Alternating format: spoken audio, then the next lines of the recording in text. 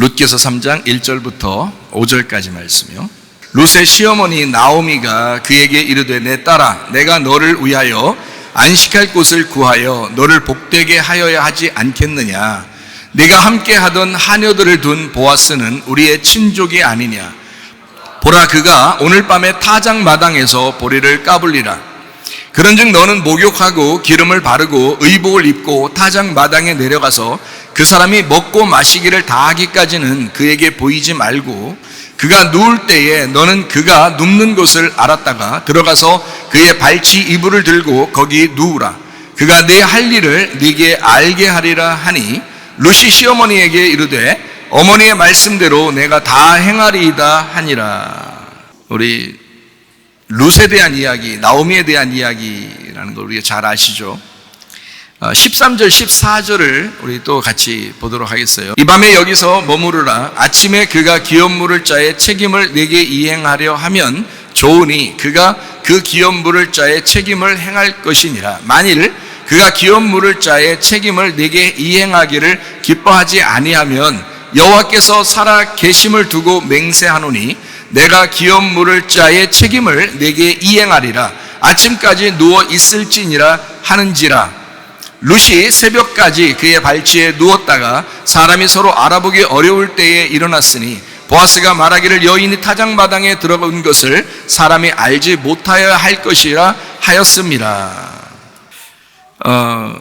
오늘 양보와 배려라는 말을 통해서 여러분에게 함께 은혜를 좀 나누려고 생각을 하고 있습니다. 사람들이 양보하는 거하고 배려하는 거를 참 못하는 사람들이 많죠. 그러니까 다른 사람 생각을 못하고 자기만 생각하고 사는 사람이 참 많잖아요. 예전에 저도 그랬던 것 같아요. 어릴 때는. 요즘도 그런지 모르겠어요. 생각 많이 하는데도 그래도 좀 실수도 하고 아마 그럴 겁니다. 하물며 저도 그런데 사람들이 양보하고 배려한다는 게 쉬운 일은 아니죠. 자기를 먼저 생각하죠. 아무래도 뭐 교회 다니면서도 하나님보다 자기 먼저 생각하는 사람이 너무 많은데요. 그러니 오죽하겠냐고요. 다 자기 먼저 생각하는 게 참 많다. 자기를 위해 살아가는 사람들, 좋은 관계를 위해서는 자기만을 위한 생각을 좀 내려놓고 양보할 필요가 있습니다. 이걸 우리가 좀 오늘 생각을 좀 한번 해봐야 되는 거예요. 그러니까 양보한다는 게 좀 이렇게 양보 좀 하자. 우리 당신 먼저, 형님 먼저, 아우 먼저, 형님 먼저, 아우 먼저, 그럼 내가 먼저, 뭐 이런 것도 있는데 이것만 양보가 아니죠. 좀 이렇게 한번 생각을 해보자는 거예요. 오늘 룻기서를 통해서 생각해 보는 거니까 룻하고 나오미가 참 얼마나 양보심이 강한가 한번 요걸 한번 생각해 봐요. 얼마나 배려심이 강한가 요걸 한번 생각해 보라고요. 특별히 교회 직분자들은 가정에서도 이런 양보와 배려가 굉장히 탁월해야 합니다. 또 교회 안에서도 마찬가지고요. 직장에서도 학교에서도 마찬가지예요. 양보심과 배려심이 우리 교회 다니는 사람들은 더 많아야 된다는 거죠. 그래서 양보와 배려라고 하는 게 그럼 진짜 양보가 뭐냐? 요걸 이제 우리가 좀 알아봐야 되겠죠. 진짜 양보가 뭐냐? 양보하고 싶잖아요. 배려하고 싶잖아요. 우리가 기독교인이니까 아무래도. 그런데 진짜 양보가 뭐냐? 요거를 이제 한번 성경을 통해서 한번 보고 싶은 거예요. 진짜 양보는 뭐냐면 나와 그 사람이 분리하고 나누어지는 것입니다. 그거를 성경적인 양보라 그러는 거예요. 나보다 상대방을 먼저 배려하는 거죠. 상대방을 먼저 생각하는 거예요. 그러면 내가 취할 것이 없어지게 되죠. 왜냐하면 상대방을 먼저 생각했잖아요. 그러니까 내가 취할 게 없어지는 거죠. 그죠? 상대방을 먼저 생각했으니까 그걸 진짜 양보라고 그러니까. 그럼 상대방이 이제 그것을 내가 배려해 줬으니까 상대방이 날개를 달고 마음껏 살아가게 될 거 아니에요. 그죠? 왜냐하면 그 사람도 우리만 생각하는 게 아니라 그 사람을 생각해 보면 그 사람도 하나님의 인격체잖아요. 하나님의 사랑받는 인격체잖아. 그러니까 그 사람이 날개를 달고 막 날아갈 수 있도록 만들어주는 양보. 이게 진짜 양보죠. 너는 가만히 있어야 돼. 내가 날개 달고 움직여야 되니까 너는 나를 위해서 가만히 있어야 돼. 이게 아니라 그 사람이 날개를 달고 날아갈 수 있도록 만들어주는 그게 진짜 양보다. 하나님의 사랑받는 인격체. 제가 성경을 한번 가만히 보니까요, 마태복음 6장 33절을 우리가 보니까, 그런즉 너희는 먼저 그의 나라와 그의 의를 구하라. 그리하면 이 모든 것을 너희에게 더하시리라. 하나님은 우리에게 언제나 이런 요청을 합니다. 뭐라고 요청하냐면, 먼저 그의 나라와 그의 의를 구하라. 그리하면 반드시 하나님과 소유가 어떻게 된다? 하나님과 내 소유가, 하나님하고 내 소유하고 어떻게 돼? 반드시 분리가 되죠. 먼저 그 나라와 그의 의를 구해보세요, 여러분. 성경대로, 여기 지금 있는 성경대로 여러분이 먼저 그 나라와 그의 의를 구해보시라고요. 그러면 여러분, 내 자신의 소유는 다 끊어집니다. 이게요. 먼저 그 나라를 구했죠? 그의 의를 구했죠? 그러면 내가 가지고 있는 건 다 없어지죠. 분리가 되는 거죠. 만약에 먼저 그 나라와 그의 의를 구하지 않고 먼저 너만 생각하고 너만 위해 살아라 그러면 분리가 안 되죠. 그냥 그대로 내 건 다 내 거니까. 남의 것도 내 거, 내 것도 내 거, 이렇게 되죠. 그런데 하나님은 우리에게 뭐라고 요청하냐면, 먼저 그 나라와 그의 의를 구해. 그러면 내 거가 없어지는 거죠. 그렇죠? 먼저 그 나라와 그의 의를 구했으니까 나라고 하는 내 소유에서 벗어나는 거죠. 그렇죠? 여러분이 먼저 그 나라와 그의 의를 구하기 위해서 이곳에 오셨잖아요. 여러분이 스스로 여러분 집에만, 여러분 자신을 위해서만 있었으면 여러분 스스로의 그냥 여러분 거니까 분리를 안 시키니까 먼저 그 나라와 그의 의를 구하지 않은 거죠. 그렇게 되면. 근데 먼저 그 나라와 그의 의를 구함으로써 내가 가지고 있는 시간과 내가 가진 생명과 내가 가진 여유와 이런 것들을 다 분리시킨 거잖아요. 하나님에게. 잘 생각해 보라고요. 이거를 뭐라고 그러냐면 배려심, 양보심. 그렇죠? 나로부터 분리를 시켰다 이 말이에요. 좀 더 얘기해봐요. 나와 나의 소유는 처음부터 나누어져야 되는 것입니다. 성경에서도 항상 나눔에 대한 축복을 이야기하죠. 하나님도 자기의 생명을, 자기 아들을 통해서 자기 생명을 우리에게 나누어 주려고 있다는 것인 거예요. 그렇잖아요? 그러니까 하나님과 그 아들은 분리가 된 거죠. 그래서 우리가 그 혜택을 받은 거예요. 맞죠? 그게 분리. 하나님이 우리를 위해서 양보하셨다 이 말이에요. 가족과 친구, 자기의 모든 환경을 자기 소유라고 생각하면 오산입니다. 자기가 죽는 날 모든 것은 자기의 소유가 아니었음을 알게 될 것이기 때문에 그런 것입니다. 늦게 알게 될수록 후회가 더 큰 것입니다. 그러니까 교회에 오면 이것을 자꾸 반복해서 얘기해 줌으로써 여러분 자신들이 진짜 후회하지 않는 인생을 살도록 만들어 줘야 되는 거죠. 교회가. 잘못하면 후회하는 인생 살 거란 말이에요. 죽는 날 오면 그때 후회하면 늦은 거죠. 하나님 우리가 자기 자신들과 먼저 나누어지기를 바라신다는 것입니다. 진정한 분리라고 하는 것은 서로의 연합을 가져오게 될 것이기 때문에 진정으로 먼저 분리하라고 하는 것입니다. 이게 성경적인 원리예요. 제가 성경적인 원리를 성경에서 배우다 보니까 성경에 어떤 말이 있잖아요. 그럼 그것이 어떻게 의미가 이 속의 내용이 무엇이구나라는 게 막 전달돼 와요. 그래서 여러분에게 이게 우리가 보통 생각하고 있는 양보와 배려는 뭔가 좋은 일이잖아요. 뭔가 다른 사람을 생각해주고 좋은 일이잖아요. 그런데 그게 아니라 그것은 다른 면에서 보면 나로부터의 뭔가 분리란 말이죠. 나로부터 떨어져 나가는 것이다 이 말이에요. 자, 마태복음 10장 34절 말씀. 내가 세상에 화평을 주러 온 줄로 생각하지 마라. 화평이 아니요 검을 주러 왔노라. 검 이런 거 아닙니다. 검 이런 칼이에요, 칼. 여기에 검을 주러 왔다. 화평이 오기 전에 나는 검을 주러 왔다라고 하는 거예요. 검을 주러 왔대요. 하나님이 주님께서 오실 때. 이상하잖아요, 이런 말들이. 그럼 화평을 주러 온 건 이해가 되는데 검을 주러 왔다는 거 이상하잖아요. 그러니까 이걸 한번 생각해 보란 말이에요. 검이라고 하는 게 마카이라라는 단어예요. 이게 검, 전쟁이라는 단어예요. 이게요, 형벌이라는 단어예요. 마케에서 나온 단어예요. 전투, 논쟁입니다. 그러니까 막 싸우게 하려고, 논쟁하게 하려고 왔다. 이상하잖아요. 마코마이에서 온 거예요. 전쟁하다, 논쟁하다라는 단어예요. 이게 이렇게 하러 예수님이 오셨다는 거예요. 그러니까 논쟁한다, 전쟁한다, 싸운다. 자, 이렇게 오셨다고 하는 것은 어떤 의미를 가지고 있냐면 화평을 안 준다는 의미가 아니고 화평 안 줄 거야 라는 말이 아니라 화평 주려고 하다 보니까 검을 먼저 줘야 돼 라고 해서 이렇게 얘기하는 거예요. 그러니까 예수님께서 하시는 말씀은 화평이 오려면 검을 먼저 줘서 검이 와야 화평이 오는 거야 라는 그 말인 거예요.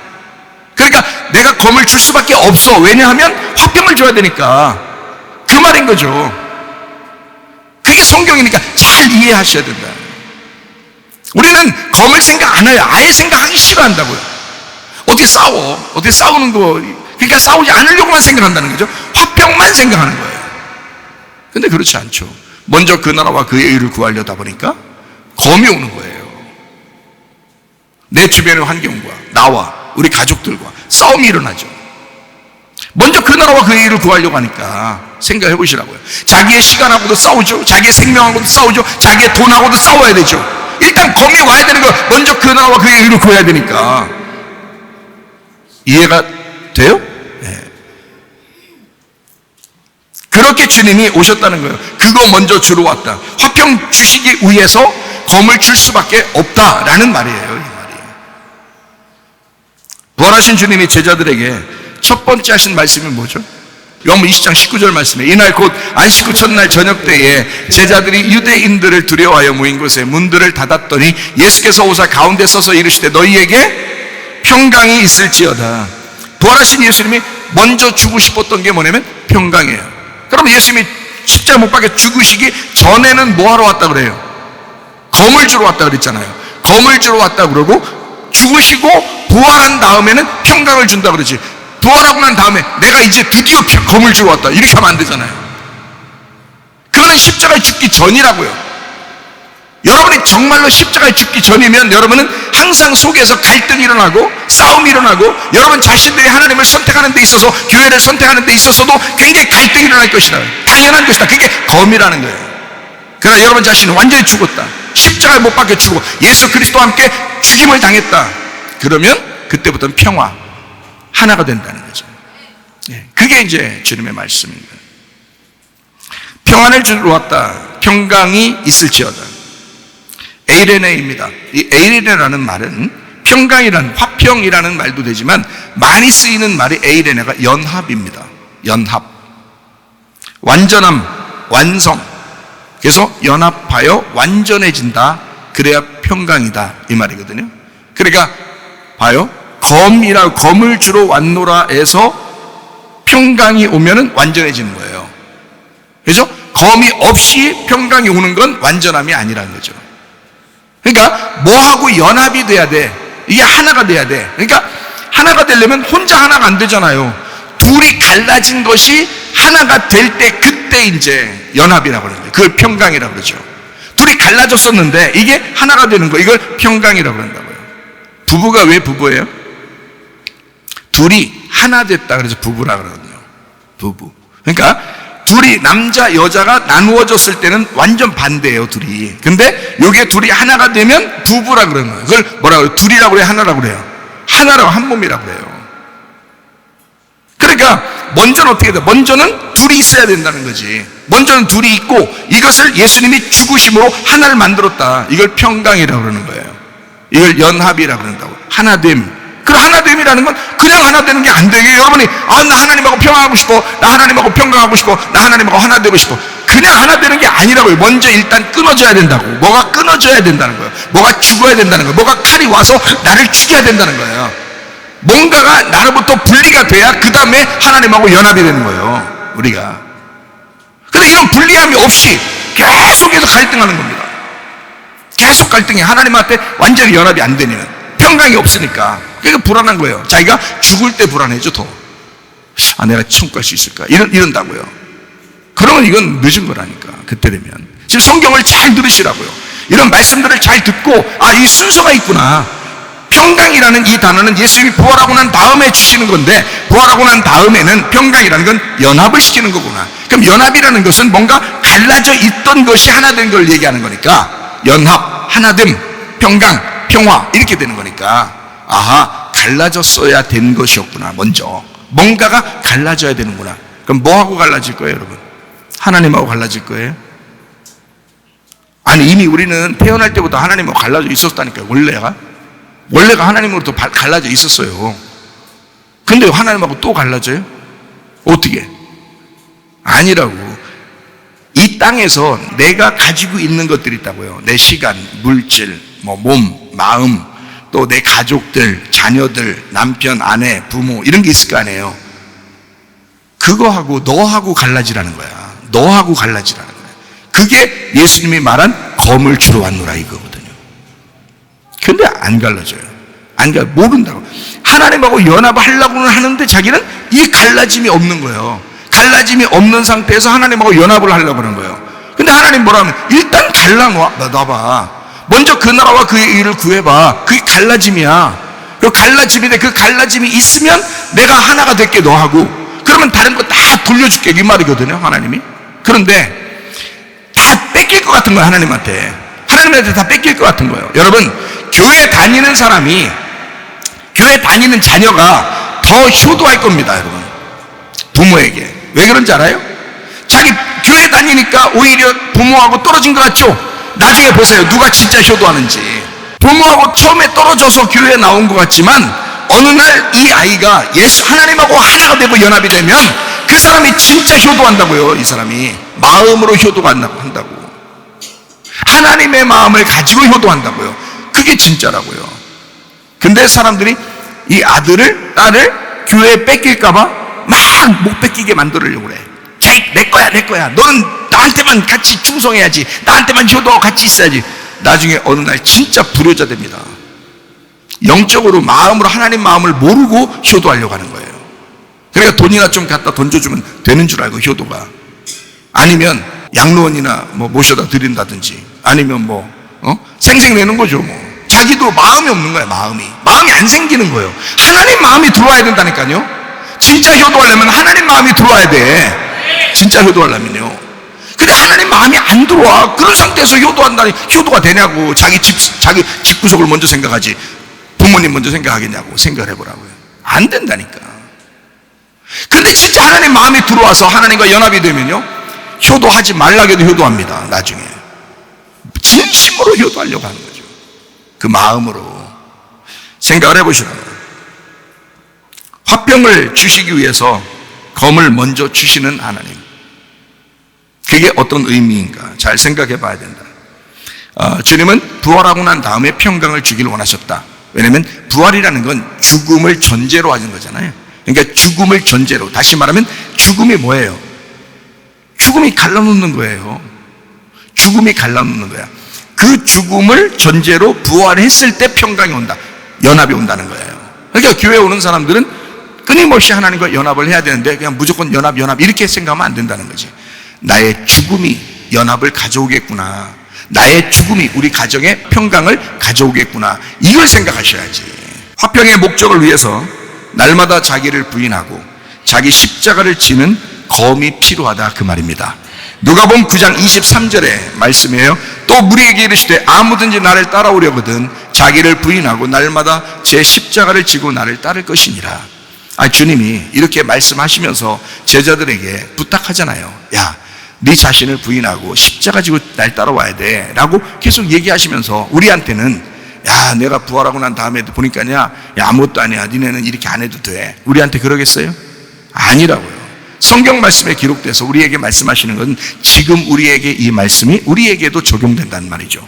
그러면 내가 나 자신을 부인하고 그리고 십자가를 지는 것이 있어야 주님을 따라가는 거죠. 그게 없으면 주님 따라가는 게 아니잖아요. 그러면 그 자기를 부인한다, 십자가를 진다, 그게 다 뭐예요? 분리라는 거죠. 갈라짐이라는 거죠.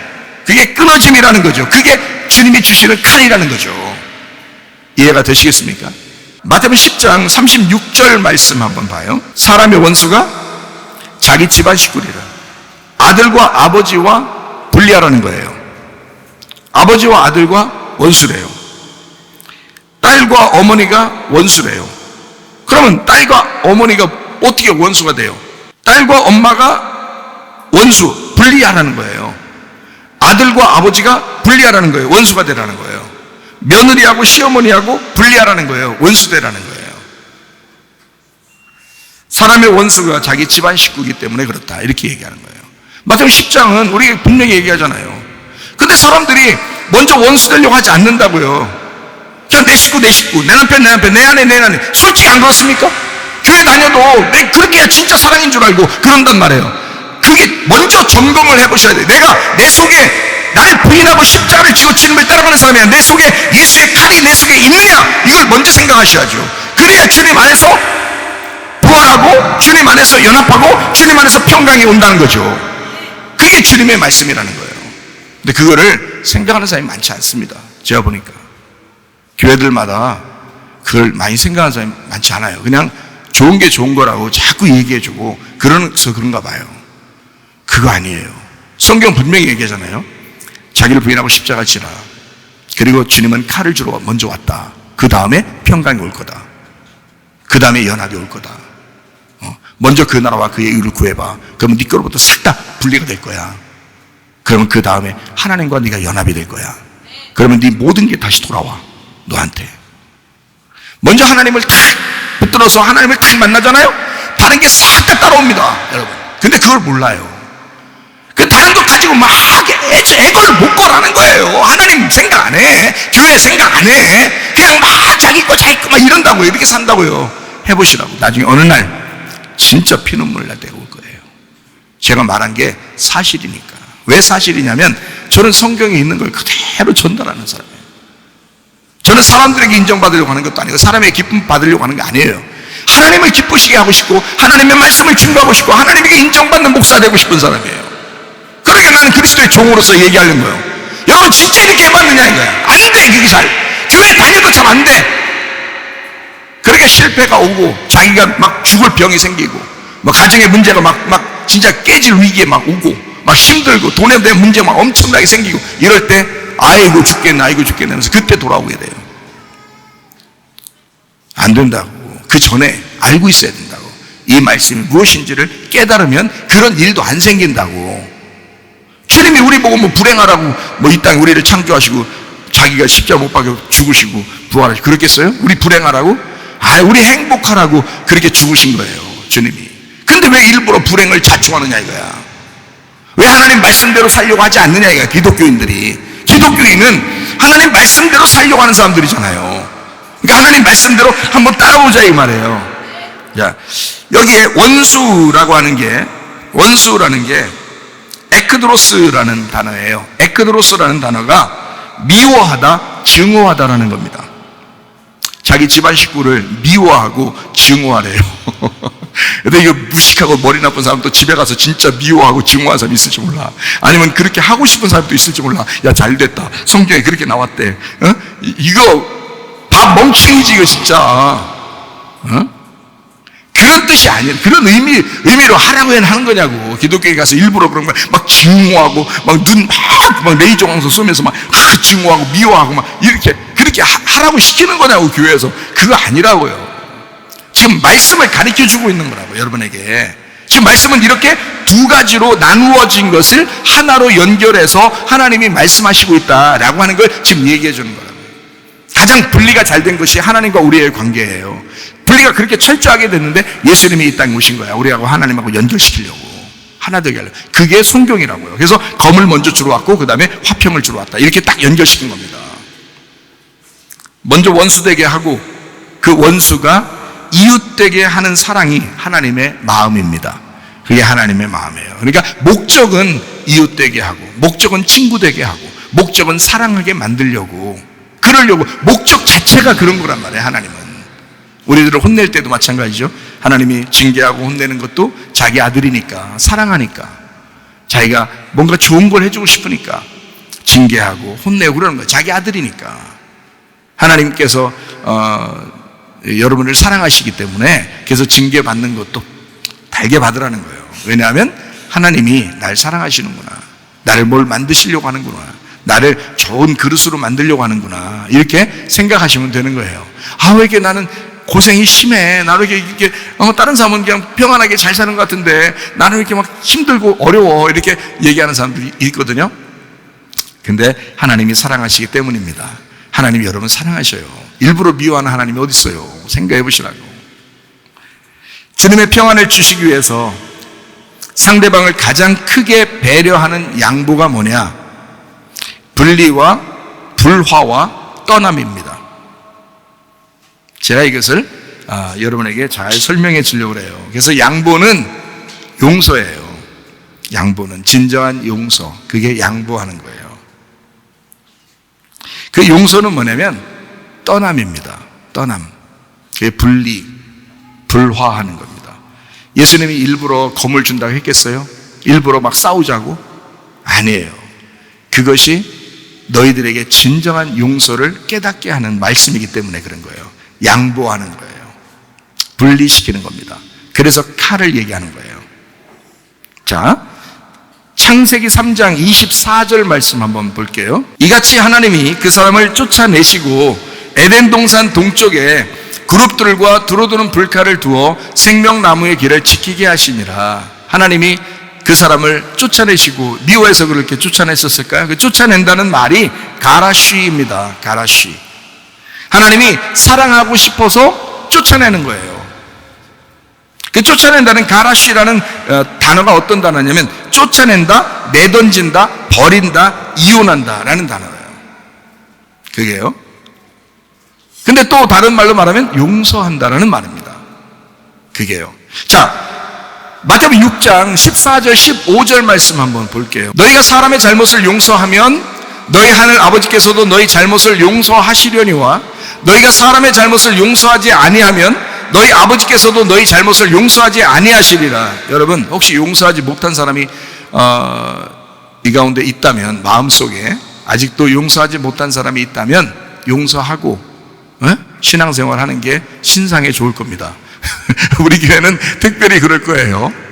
뭘 용서 안 할 게 또 뭐 있어요? 생각을 해보시라고. 성경에 나오잖아요. 너가 용서 안 하면 하나님도 너 용서 안 한대.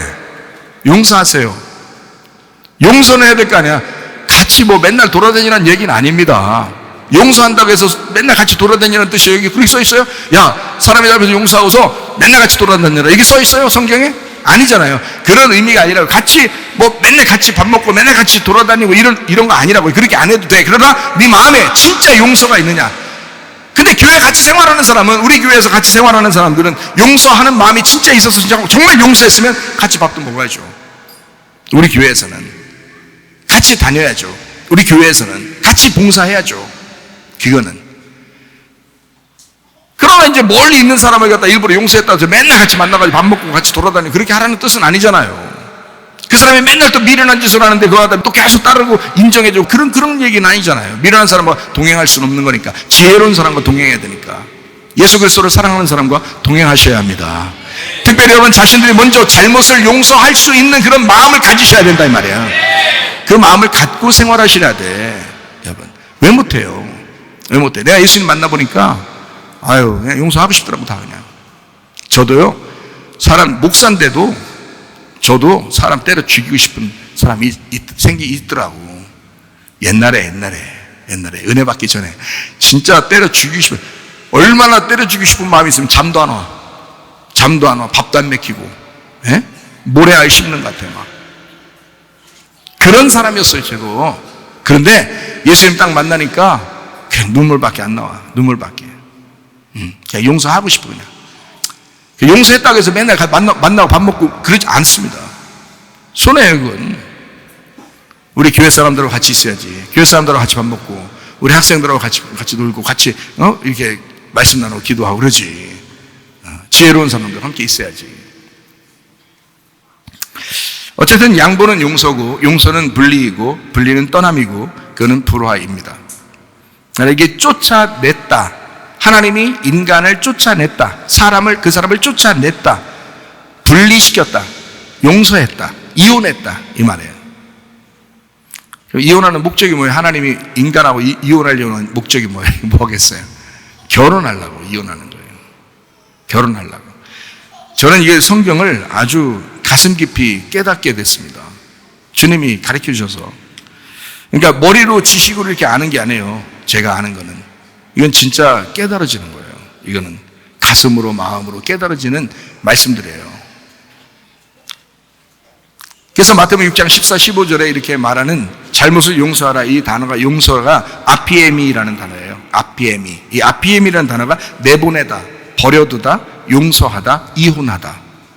그런 단어예요. 자, 용서라는 게 뭐하고 같은 거라는 얘기죠. 그러니까 진짜 용서한다는 게 이혼한다라는 말하고 같은 거예요. 어떤 사람은 그래요.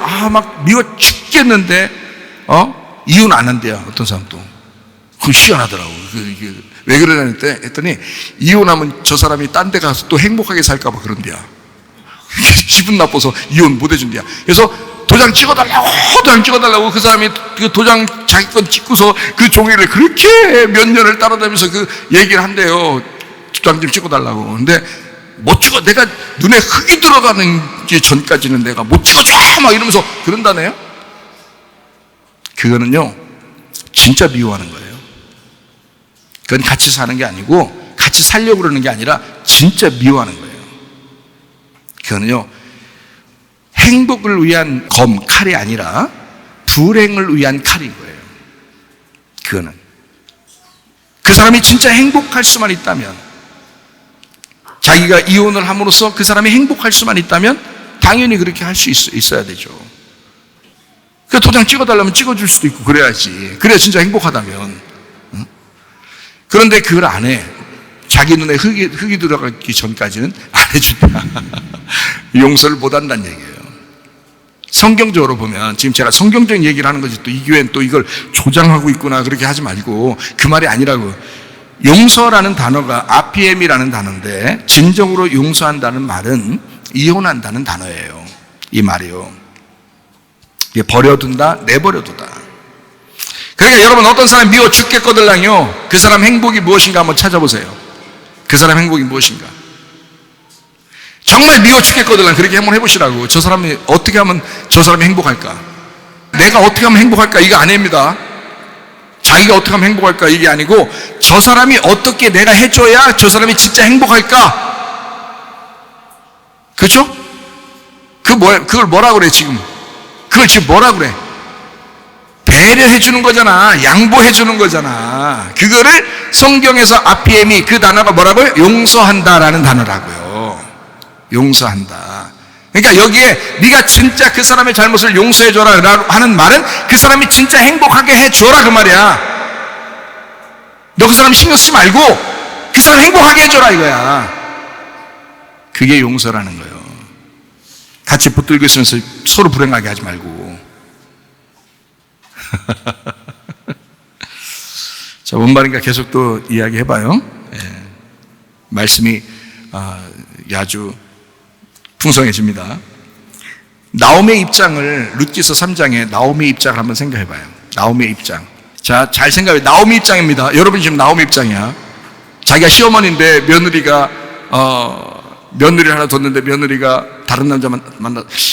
이런 생각하지 마시고 지금 그 얘기가 아니라고요. 여러분이 나오미라고 생각해보고, 그리고 나오미 입장에서 한번 생각해봐요. 룻이 보아스를 만나게 되면 어떻게 될까요? 나오미 입장에서는 룻이 보아스를 만나게 되면 실제로 어떻게 될까요? 여러분 여러분 아들이 죽었어요. 근데 며느리 혼자 데리고 있어. 근데 그 며느리를 데리고 있는데 그 며느리가 어떤 남자를 사랑하게 돼서 만나가지고 결혼을 다시 하게 됐어요. 그럼 어떻게 되겠어요? 나오미 입장에서는. 그렇죠. 여러분 시어머니 입장에서는 어떤 마음이에요? 어떤 거예요? 어떻게 된 거예요? 보내는 거예요. 그죠? 그 사람을 떠나 보내는 거라고요. 지금 룻이 보아스를 만나게 되면 자기를 떠날 줄을 안다는 거죠. 그게 나오미의 마음이라고요. 나오미는 지금 룻이 보아스를 제대로 만나서 나를 떠났으면 좋겠다라는 거예요. 이게 쉬운 결정이겠냐고. 그게 쉬운 결정이 아니죠. 나오미는 룻을 떠나 보내기로 결심을 했다는 겁니다. 그래서 룻이 보아스를 만나기를 원했던 거예요. 그걸 성경적으로 보면 내보낸다는 겁니다. 내보낸다. 자기는 내보내려고 하는 거예요. 그렇죠? 자, 며느리가 다른 남자 만나면 자기는 지금 시어머니는 지금 가만히 혼자 있어야 되는데 생각해보세요. 떠나보내는 거죠. 보내면 이건 자기하고 룻하고 같이 살았는데 갈라지는 거죠. 분리하는 거죠. 근데 룻의 행복을 위해서는 용서해 주는 거죠. 룻을 갖다가 계속 며느리가 시어머니랑 같이 있게 하려고 그대로 붙잡고 있으면 나오미 시어머니 입장에서는 편하지만 행복하지만 룻은 불행할 수도 있잖아요. 그죠? 근데 룻을 갖다가 다른 남자 만나게 해서 보내면 룻은 행복할 거 아니야. 나오미는 슬프고. 그죠? 그렇게 보내는 거를 용서. 자기가 불행할 수도 있지만 용서하는 거예요. 양보하는 거예요. 배려하는 것입니다. 굉장한 이야기죠. 굉장한 이야기입니다. 성경에 놀라운 역설적인 이야기입니다. 그러니 보통 사람들이 이해하기가 어렵죠. 성경이. 얼마나 큰 불화입니까? 자기하고 떨어져야 되니까. 얼마나 큰 분리입니까? 진정한 떠남 아닌가? 진정으로 떠나는 거예요. 자기 마음속에서도 이제는 너는 내 며느리가 아니라 너는 보아스의 남편인 보아스의 아내가 되었다. 너는 내 거가 아니다. 너는 나하고 분리하는 거야. 너는 나하고 떠나는 거야. 진정한 칼이, 진정한 불화가, 진정한 전쟁이 그 가정에 왔다 이 말입니다. 예수님의 놀라운 역설적인 이야기 오늘 이해가 되겠죠? 진짜 불화하는 것은 서로의 연합이며 사랑을 가져오는 행위입니다. 하나님과 연결되지 않은 사랑은 진정한 사랑이 아니기 때문에 마태복음 6장 33절에 말씀하듯이 먼저 하나님의 나라와 하나님의 의의를 구해야 된다. 자기와 자기의 모든 것을 진정으로 사랑한다면, 자기와 자기의 모든 것을 사랑하기 때문에 자기는 움켜쥐고 있으려고 했는데 어느 날 이것이 다 끊어질 때 자기가 죽는 날이 오고 자기도 후회한다. 그러나 살아있을 동안 자기와 자기가 소유했던 모든 것들을 다 분리시켜서 나눌 때 진정한 용서, 진정한 사랑, 진정한 분리가 있을 때 하나님으로부터 진정한 연합을 가져오게 된다. 그들과 네가 하나가 될 것이고 하나님 안에서 하나가 될 것이다. 부부가 하나님 안에서 하나 되셔야 합니다. 남편과 아내 그리고 부모와 자녀가 하나님 안에서 하나가 되셔야 합니다. 이게 진짜 서로 사랑이라는 거예요. 그러니까 사랑이 완성이라 그러잖아요. 나오미는 룻의 행복을 먼저 생각했습니다. 그게 시어머니의 마음이었어요. 자기 마음보다 먼저 생각했어요. 여러분, 어떤 사람하고 좀 껄끄러운 게 있다면 그 사람의 행복은 무엇일까? 한번 생각해 보세요. 그 사람이 뭘 좋아하는가? 그 사람을 어떻게 해야 진짜 기뻐할 수 있을까? 시어머니의 마음, 이 나오미의 마음은 룻의 행복을 먼저 생각한 거예요. 근데 며느리의 마음은 어떤 마음이었어요? 룻기 3장에 보니까 며느리의 마음은 어떤 마음이었어요? 룻은 나오미를 걱정합니다. 자기는 나오미를 위해서 살고 싶은 거예요. 참 서로가 어때요? 서로가 배려하는 마음, 양보하는 마음, 먼저 다른 사람을 생각하는 마음이 굉장했던 거죠. 이게 나오미와 룻의 마음이었던 겁니다. 근데 보통 사람들 어때요? 저 며느리가 왜 저래? 이런다고요. 며느리는 또 뭐라? 시어머니가 왜 저래? 이런다고요. 그러니까 시어머니가 왜 저래? 라고 먼저 생각하고 며느리가 왜 저래? 라고 먼저 생각한다고. 이게 보통 사람들이 하는 행동들이에요. 근데 나오미하고 룻을 보세요. 나오미는 룻의 행복을 먼저 생각한 거예요. 너 어떻게 해야지 편하냐? 너 어떻게 해야지 행복할 거냐? 너 어떻게 해야지 좋을 것 같으냐? 나를 떠나서도 좋다. 그러나 너는 행복해야 된다. 나는 불행해도 좋다. 너는 행복해야 된다. 이게 나오미의 마음이었다고요. 근데 또 룻은 어떤 마음이었어요? 나 때문에 어머니가 불행하면 안 되고 나 때문에 어머니가 너무 걱정스러우면 안 되니까 어머니를 걱정합니다. 참, 이런 시어머니와 며느리가 많이 있는지 모르겠어요. 쉽지 않아. 요즘에 쉽지가 않아. 그래서 이렇게 얘기할 때 속으로 그러죠. 시어머니들은 뭐 생각? 그래요, 며느리가 그런 생각 했으면 좋겠다 이런 생각 안 해. 또 며느리도 또 속으로 어떻게 생각? 시어머니가 먼저 그런 생각 좀 했으면 좋겠다 이렇게 또 생각한다고요. 이 설교 말씀 들으면서. 그러지 말고 상대방을 생각하지 마. 나는 어떤 생각을 가져야 되는가? 나는 시어머니로서 어떤 생각을 가져야 하나? 나는 며느리로서 어떤 생각을 가져야 하나? 나는 정말 룻과 같은 며느리인가? 나는 나오미와 같은 그런 시어머니인가를 생각하셔야죠. 자기를 생각해야죠. 자기 주변에 있는 모든 건 다 자기니까 그것으로부터 분리가 일어나야 된단 말이에요. 그게 진정한 사랑이라는 겁니다. 마태복음 6장 33절 먼저 하나님의 나라와 하나님의 의를 구해야 된다. 요한복음 13장 34절 35절의 말씀, 새 계명을 너희에게 주노니 서로 사랑하라. 내가 너희를 사랑한 것 같이 너희도 서로 사랑하라. 너희가 서로 사랑하면 이로써 모든 사람이 너희가 내 제자인 줄 알리라. 이런 아름다운 관계를 위해서 보아스가 등장하는 것입니다. 그리고 보아스는 룻에게 기꺼이 기업 물을 자가 되겠다고 선언합니다. 하나님이 교회에 그토록 바라시는 서로 사랑이 되고 서로 하나 되는 사랑이 되는 장면, 보아스를 통해서 하나 되는 그런 장면입니다. 보아스가 보아스를 주겠다는 것입니다. 보아스의 재산이 어마어마하게 많았겠죠. 그 당시에 가장 갑부였을 겁니다. 룻은 적어도 보아스의 재산을 누리진 않았습니다. 제가 성경을 보니까 룻이 보아스의 재산 누리고 간 것 같진 않아요. 보아스만 있으면 되었습니다. 진짜 기업 물을 자가 필요했습니다.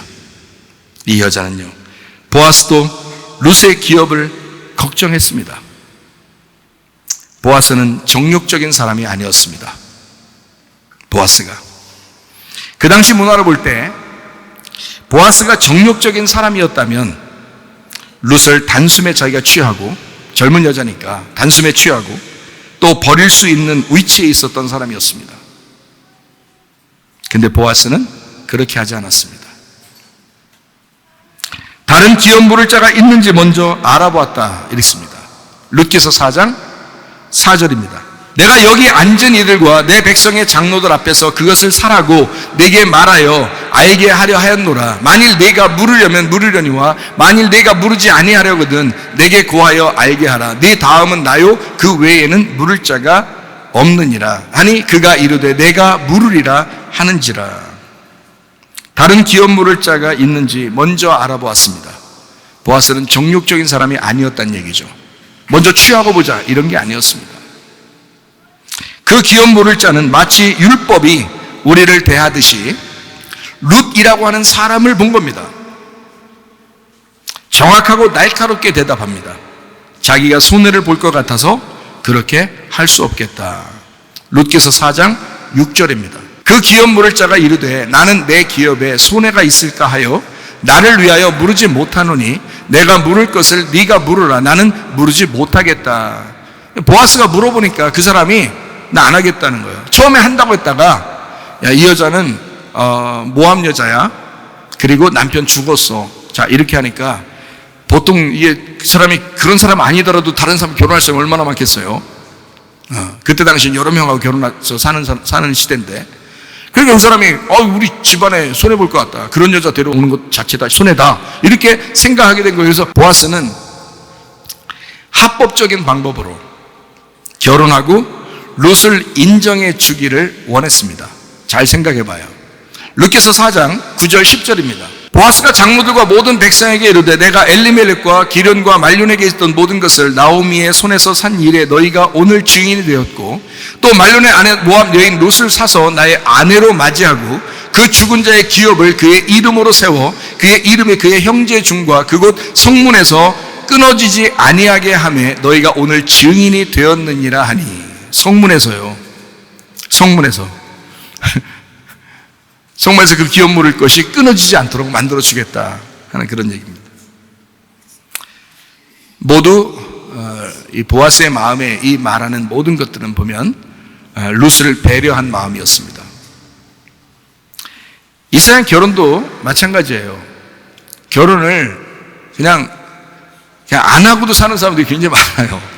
밖에는 그래요. 그래도 결혼도 안 하는 사람들도 많고. 그런데 결혼이 모두 다 합법적이 돼야 됩니다. 그리고 합법적이 안 된 상태에서 인정하지도 않는데 그냥 막 자기들끼리 좋아가지고 그러는 사람들도 있어요. 근데 합법적이 되어야 합니다. 왜 그러냐면 마태복음 16장 19절에 내가 천국 열쇠를 네게 주노니 네가 땅에서 무엇인지 매면 하늘에서도 매일 것이요 네가 땅에서 무엇인지 풀면 하늘에서도 풀리리라 이랬습니다. 다시 말하면 땅에서 매이면 하늘에서도 매이고 땅에서 풀리면 하늘에서도 풀린다. 이 말이 다른 말로 말하면 이 땅에서의 삶이 고스란히 저 하늘나라의 삶이 된다는 얘기입니다. 여러분, 이거 굉장히 중요한 거예요. 여러분 안에 계신 성령님은 이미 하나님이셔요. 하늘나라의 하나님이시라고요. 이미 여러분, 그래서 이곳에서 불행하게 지옥처럼 살지 말고 행복하게 천국처럼 사셔야 합니다. 네. 저는 그렇게 살려고 날마다 저를 점검해요. 내 속에 계신 하나님은 천국의 하나님이시니까 네. 늘 내가 천국을 살고 있는가, 내가 정말 이 시대에 나는 천국을 사모하는 사람인가를 늘 생각하고 삽니다. 네. 중요하니까 그런 거죠. 이 땅에서 이혼이 저 하늘나라에서의 이혼이 되고 이 땅에서의 결혼은 저 하늘나라에서의 결혼이 됩니다. 히브리서 13장 4절 말씀, 모든 사람은 결혼을 귀히 여기고 침소를 더럽히지 않게 하라. 음행하는 자들과 간음하는 자들을 하나님이 심판하시리라. 네. 지금까지 우리가 좀 잘못된 삶을 살았다 할지라도 오늘부터는 거룩하게 사셔야 합니다. 오늘부터는 정말 행복하게 하나님의 마음 안에서 하나님이 인정할 만한 삶을 오늘부터는 사셔야 합니다. 이제까지야 어떻게 살았든 오늘 말씀을 듣고 난 다음부터는 그렇게 사셔야 된다. 결혼을 귀히 여기고 침소를 더럽히지 말아야 합니다. 저 하늘나라의 그림자가 바로 이 땅에 있는 당신이기 때문에 그런 것입니다. 하나님이 인정하는 결혼을 해야 합니다. 하나님의 뜻대로 살아야 합니다. 이 땅에서 하나님의 뜻대로 살지 않으면 하나님께서 다 하셔요. 그 땅에서, 거기서도 하늘나라에서 다 보고 있어요. 이게 여기에 있는 삶이 그대로 가고 있기 때문에 그렇습니다. 결혼식도 사람들 앞에 서는 게 얼마나 부끄럽고 힘든지, 저도 결혼식 하는 게 엄청 부끄럽더라고요. 제가 신랑 신부들 요즘에는 젊은 아이들 막 즐기면서 결혼식 하는 거 보면 참 부럽더라고요. 근데 우리 때만 해도 결혼하는 게 너무 부끄러워요. 사람들 앞에, 사람들 다 모이, 친척 뭐 다 모이라고 그러죠. 뭐 하여튼 친구들 다 모이라고 그러죠. 아는 사람들 다 모여, 옆집 사람들 다 오라고 그러죠. 그런 사람들 앞에서 결혼식 한다는 게 참 부끄럽더라고요. 힘들고 창피하고 이렇게 뭐라 그럴까, 뭐 이렇게 좀 내성적이고 이런 사람들은 더 그렇잖아요. 미안하고 막 일부러 다른 자기들도 일이 있는데 나 때문에 다 오라고 해야 되고. 근데 아무리 부끄러워도 결혼식은 해야 합니다. 왜냐하면 그게 합법적이니까. 성경은 불법적으로 우리에게 그렇게 말하지 않아요. 합법적으로 해야 된다는 거예요. 성경이 합법적으로. 그래서 보아스도 룻에게 합법적으로 결혼을 제시하는 거예요. 예. 하나님 앞에서 이혼해야 인정받고 그리스도와 다시 결혼해야 인정받습니다. 이 땅에서 진짜 이혼이 무엇인지, 진짜 용서가 무엇인지, 진짜 양보와 배려가 무엇인지, 진짜 분리가 무엇인지를 깨닫고 예수 그리스도와 연합하고 예수 그리스도와 평안하고 예수 그리스도와 하나 돼서 주님께서 인정하는 사람이 되셔야 합니다. 결혼을 귀히 여겨야 합니다. 그래서 우리는 이 땅에서 삶이 하나님의 뜻이기 때문에, 이 땅에서 삶이 하늘나라의 삶이기 때문에 여러분은, 이미 결혼한 사람들은 다른 생각 품지 마세요. 이미 결혼한 사람은 이 남자가, 이 여자가 나의 전부다. 그냥 죽을 때까지, 내가 죽을 때까지는 나는 하나님 안에서 말씀을 지켜야 된다. 그렇게 생각하시고 사셔요. 그 전까지 어떻게 살았든 상관없어. 오늘 말씀을 듣는 때부터는 그렇게 사시기로 결심하셔야 합니다. 우리는 어린 양의 혼인잔치에 초대가 된 신부들입니다. 이 땅의 교회가 곧 하늘나라의 신부들이다. 이 땅의 신부가 곧 하늘나라의 새 예루살렘입니다. 하늘나라의 신랑과 신부를 이 땅에서 재현하는 것이 바로 여러분과 저희입니다. 교회에서 인정하지 않는 직분자, 하늘에서도 인정받지 못하는 직분자입니다. 여기서 직분을 인정할 때 그것이 별거 아닌 것 같죠? 아니에요. 이 땅에서 직분자를 임명할 때 그것이 하늘나라에서 그 사람을 임명한다는 거죠. 이게 저는 그 사실을 분명하게 은혜 받고 알았어요. 결혼하면서 알았어요. 하나님이 그렇게 해야 된다고 저에게 말씀하셨어요. 성경에 있는 그대로라고 얘기하셨어요. 교회에서 인정하는 집사, 하늘에서도 인정받는 집사가 됩니다. 교회에서 인정하는 목사, 하늘에서도 인정받는 목사가 됩니다. 교회에서 인정하는 직분은 하늘에서도 인정받는 직분이 되기 때문인 것입니다. 여러분, 이 땅에서, 우리 교회에서 여러분에게 직분을 맡겨주고들랑 최선을 다하고 충성스러운, 성령 충만한, 지혜가 충만한, 믿음이 충만한 사람들이 되셔야 합니다. 이 땅에서의 교회가 천국이 되면 하늘나라에서도 교회가 천국이 됩니다. 이 땅에서의 교회가 지옥이 되면 심판의 날에 당신도 지옥을 경험하게 될 것입니다. 죽어서 가는 천국만을 고집하지 마시기를 바랍니다. 진정한 교회가 되셔야 합니다. 이 땅의 교회가 곧 하늘나라의 천국이기 때문에 그렇습니다. 그러면 여러분, 우리 자신들, 당신은 천국의 일원이 되었습니까? 우리 교회의 일원이 되셔야 천국의 일원이 됩니다. 여러분, 그걸 모르시죠? 그냥 예수 믿으면 뭐 천국 가겠지 뭐 그럴지 모르지만, 여러분, 제가 오늘 말씀을 그대로 나누죠. 이 땅에서 교회가 인정하는 대로, 여러분, 이 땅에서 결혼한 사람이 하늘나라에서도 그 사람 둘이를 부부라고 그러는 것입니다. 이 땅에서 교회에서 여러분을 인정하는 직분자가 하늘나라에서도 그 사람을 인정하는 직분자입니다. 여러분이 보실 때 이 목사가 개차반이고 목사 같지도 않고 인정하지도 않는데 그냥 겨우 그냥 목사니까 그냥 가만 내비두고, 야 너는 지켜려라, 그냥 나는 좀 이따가 예배 끝나면 가리라, 이런 식으로 여러분이 생각한다면 저는 하늘나라에서도 인정받지 못하는 목사예요. 그러나 저를 전폭적으로 지지하고 인정해주고 사랑하는 그런 성도들이 있습니다. 그럼 우리 주님께서도 저를 인정하는 거죠. 부부는 보아스와 루트의 관계처럼 서로를 배려하는 친구의 관계가 가장 이상적인 것 같습니다. 룻이라고 하는 그 이름이 루트인데, 루트가 친구이거든요. 이게 레우트에서 왔는데 이게 짝, 이웃입니다. 그러니까 부부는 남편과 아내가 서로 짝인 거죠. 짝, 그리고 이웃인 거죠. 둘인데 하나고 하나인데 둘인 거예요.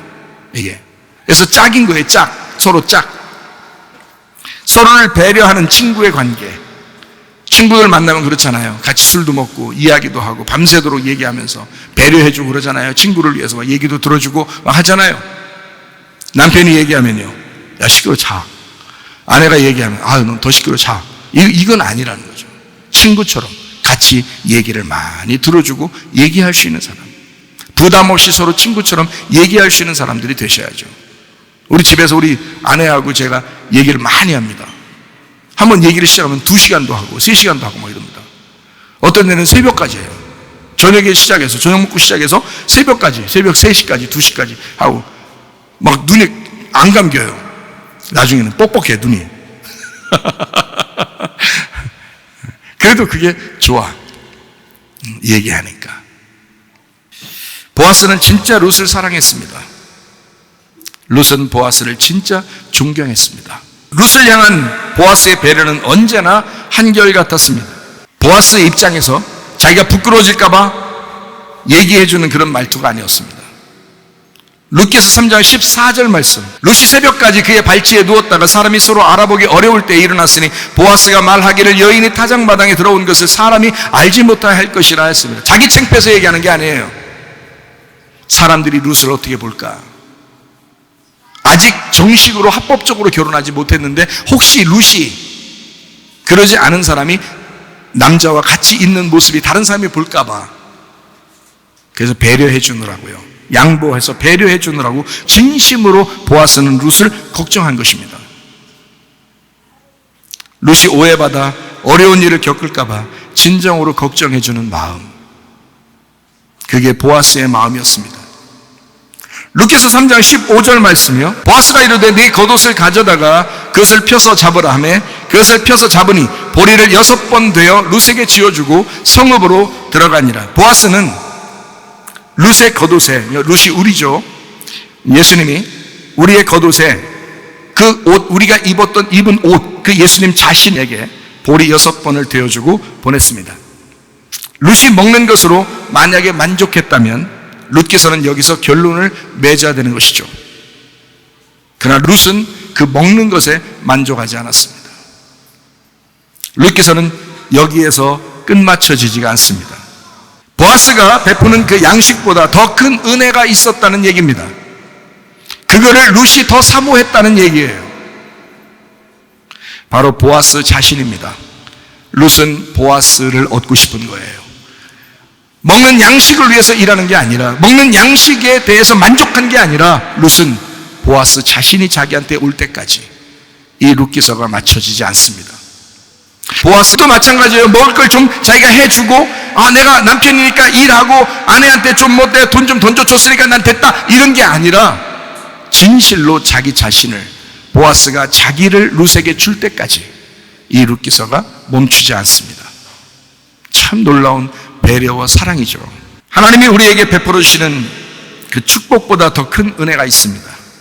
바로 하나님 자신입니다. 우리는 하나님 자신에게 만족하셔야 됩니다. 그의 재산에 탐내지 말고, 하나님이 가진 재산에 탐내지 말고, 룻이 보아스의 재산에 탐내지 않았고, 룻은 보아스가 필요했던 거죠.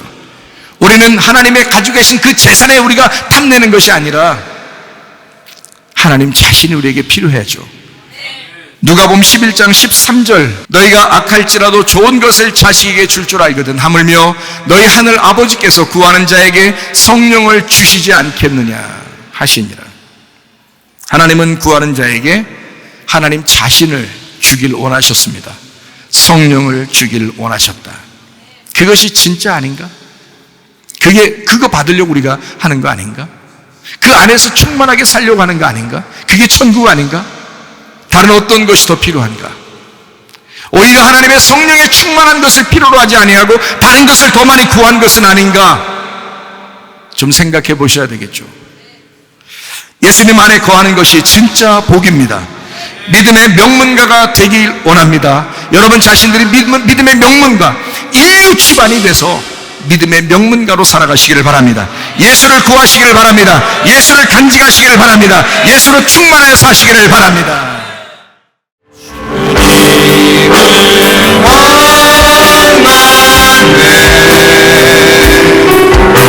천국에서 전해지는 사랑,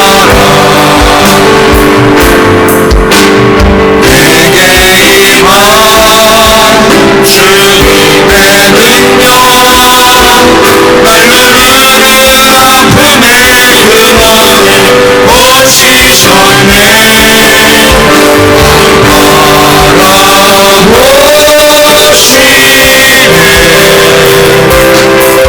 나의 연약함 주님은 아시네. 절망에서 날 자유케 하신 사랑, 나 찬양해. 우리 함께 하나님 앞에 기도합니다. 기도할 때 우리 하나님, 룻이 보아스 한 분으로 만족했던 것처럼 우리도 예수 그리스도, 예수의 성령으로 만족하며 살게 하옵소서. 하나님의 성령의 충만함으로 살게 도와주옵소서. 그렇게 성령 충만하여 살다가 주님 만나게 하옵소서. 기도합니다. 우리 하나님 아버지와 사랑과 은혜를 감사를 드립니다.